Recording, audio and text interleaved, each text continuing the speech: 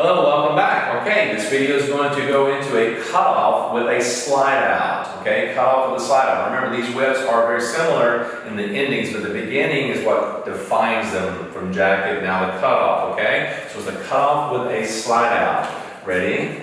And 1, 2, 3, and 4, 5, 6, 7, and 8. Notice I end up with the right hand connected to her left. Rotate a little bit, getting her right side to open up. Yes? Let's try it from a different angle. Ready? And 1, 2, 3, and 4, 5, 6, 7, and 8. Nice. Let's do that again from this angle.